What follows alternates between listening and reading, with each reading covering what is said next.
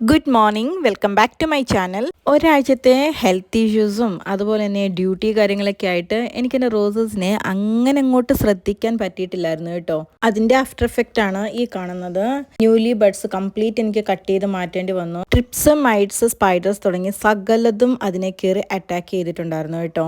നിങ്ങൾക്ക് ശ്രദ്ധിച്ച് നോക്കിയാൽ കാണാൻ പറ്റുന്നുണ്ടാവും. ഒരു സെറ്റ് ഓഫ് ഫ്ലവേഴ്സ് എല്ലാം കഴിഞ്ഞ് സോഫ്റ്റ് പ്രൂണിങ് ഒക്കെ ചെയ്ത് ഇതുപോലെ നല്ല ബഡ്സും കാര്യങ്ങളൊക്കെ വന്നതായിരുന്നേ. ആഴ്ചയിൽ ഒരു 2-3 പ്രാവശ്യമെങ്കിലും ഐസ് വാട്ടർ സ്പ്രേ ചെയ്ത് കൊടുക്കുമായിരുന്നു കേട്ടോ. അങ്ങനെയുള്ളപ്പം ഇങ്ങനെയുള്ള ജീവികളുടെ അറ്റാക്ക് ഒന്നും അധികമായിട്ടുണ്ടാവത്തില്ല. കാരണം അവർക്ക് തണുപ്പിനെ പ്രതിരോധിക്കാനുള്ള ശേഷിയില്ല. ചൂടുള്ളിടത്താണ് ഇത് അധികമായിട്ടുണ്ടാവുന്നത്. ഇക്കാരണത്താലാണ് അധികം തണുപ്പുള്ള ഏരിയയിൽ നമ്മൾ പ്രത്യേകിച്ച് ഒന്നും ചെയ്തു കൊടുത്തില്ലെങ്കിലും റോസസ് ഒക്കെ നല്ല അടിപൊളിയായിട്ട് നിൽക്കുന്നത്. ഇനിയിപ്പോൾ എന്താ ചെയ്യാൻ പറ്റുമെന്നുണ്ടെങ്കിൽ ആദ്യം നമ്മൾ ഇങ്ങനെയുള്ള ബഡ്സും ലീഫും എല്ലാം കംപ്ലീറ്റ് കട്ട് ചെയ്ത് മാറ്റുക എന്നുള്ളതാണ്.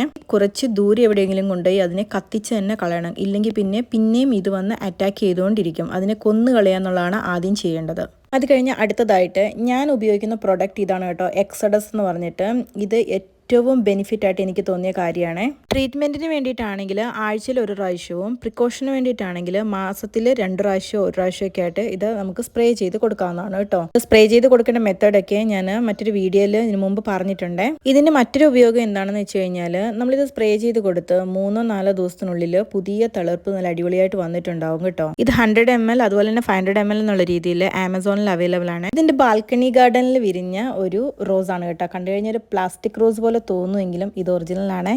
നിങ്ങൾക്ക് എൻ്റെ വീഡിയോസ് യൂസ്ഫുൾ ആണെന്ന് തോന്നുകയാണെങ്കിൽ ചാനലൊന്ന് സബ്സ്ക്രൈബ് ചെയ്യണേ. അതുപോലെ തന്നെ പുതിയ റോസ് വിശേഷങ്ങളുമായി മറ്റൊരു വീഡിയോയിൽ കണ്ടുമുട്ടാം.